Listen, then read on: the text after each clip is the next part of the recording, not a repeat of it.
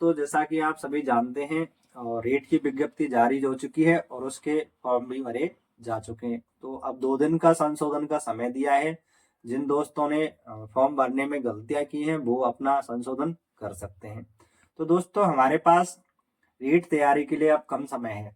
तो कम समय में क्या पढ़ना चाहिए, कितना पढ़ना चाहिए, और आपको कम समय में पढ़ने के लिए एक अच्छा मैटर चाहिए। अच्छा मैटर आपको कहाँ से प्राप्त होगा?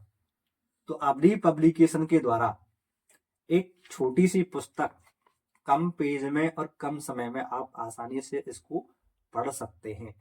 यह पुस्तक अवधि पब्लिकेशन के द्वारा निकाली गई है। इसमें टोटल 156 पेज हैं। जो भी मैं आपको बता देता हूँ 156 पेज किस प्रकार है।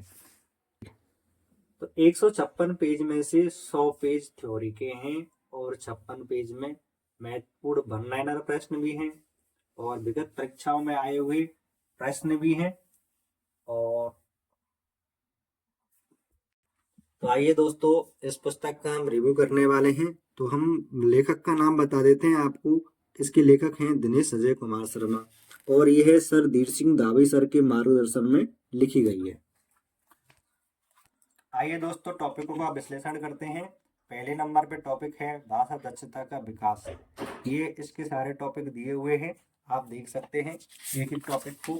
और नंबर इसमें 34 हैं टोटल, यानी टॉपिक तो नंबर 32 ही हैं।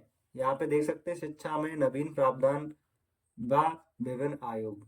टॉपिक तो 32 हैं, पर 33वें नंबर पे हमने जितना भी मैटर है उसकी वन महत्वपूर्ण वन लाइनर के रूप में 33वें नंबर पे हमने दिया हुआ है। और लास्ट 34 पे विगत परीक्षाओं के सभी महत्वपूर्ण प्रश्न हमने इसमें दिए हुए हैं। पहला टॉपिक है इसका भाषा दक्षता का विकास। तो ये टॉपिक हमने आप देख लीजिए, यहाँ पे दिखाइए इनको। यहाँ पे परिभाषा के साथ हमने प्रश्न भी दिया हुआ है, यानी परीक्षाओं में आए हुए इसमें बीच बीच में हमने प्रश्नों को भी ऐड किया है। यहाँ भी देखिए ये प्रश्न हमने बीच में ऐड किया हुआ है। लास्ट में टॉपिक खत्म होने के बाद देखिए परीक्षा की दृष्टि से महत्वपूर्ण वन लाइनर फैक्टर भी हमने यहाँ पे दिया हुआ है, जैसा कि आपको मैं दिखा पा रहा हूँ।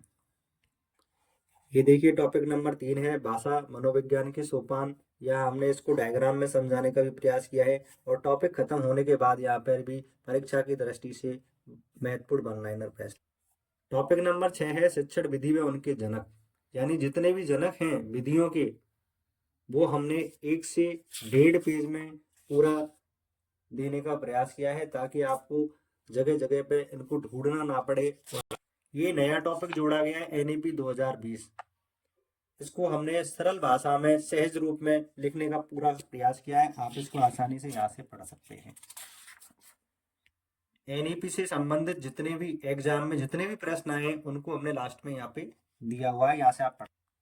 33 नंबर पे हमने बताया था कि महत्वपूर्ण वन लाइनर प्रश्न है जो 33 नंबर पे दिए हुए, ये यहाँ से आप आसानी से पढ़ सकते हैं। नंबर 34 पे है विगत परीक्षाओं के महत्वपूर्ण प्रश्न। ये विगत परीक्षा में आए हुए जितने भी प्रश्न हैं उनको हमने लास्ट में देने का पूरा प्रयास किया है सरल और सहज रूप में। ये तो हुई थी अभी तक किताब की बात।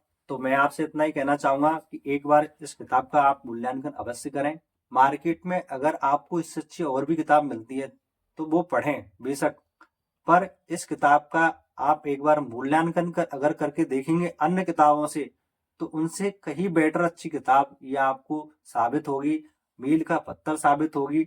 आप इसका अवलोकन करेंगे तभी जाके आपको पता चलेगा कि अन्य किताबों में और इस किताब में कम मैटर में देने का जो हमने प्रयास किया है वो आप अन्य किताबों से इसकी तुलना करके देख सकते हैं कि ये किताब आपको कितनी मददगार साबित होगी। बच्चों का प्रश्न था कि जो एक नया टॉपिक जोड़ा गया है हिंदी शिक्षण विधि में नहीं जोड़ा है, वो ग्रामर में आता है, यानी राजस्थानी भाषा और साहित्य। तो कई बच्चे कह रहे थे कि आपने शिक्षण विधियों में क्यों नहीं जोड़ा है। तो वो उन बच्चों को मैं बता देना चाहता हूँ वो शिक्षण विधियों वाला टॉपिक नहीं है, यानी शिक्षण विधियों में नहीं आने वाला है, वो ग्रामर में आएगा। उस टॉपिक को आप ये 10वीं बोर्ड की जो किताब है यहाँ से हम आसानी से कवर कर सकते हैं। आप दिखाइए सर इनको, इन अध्याय 9 में राजस्थानी भाषा और साहित्य, यहाँ से इस टॉपिक को आप कंप्लीट कर सकते हैं। तो क्योंकि दोस्तों जो ये परीक्षा है रीट भर्ती, इसको अजमेर बोर्ड द्वारा आयोजित कराया जाता है, और जो अजमेर बोर्ड जो आयोजित कराया जाता है तो वो जो प्रश्न पत्र बनाता है वो अपनी किताबों में से ही बनाया जाता है बनाते हैं। तो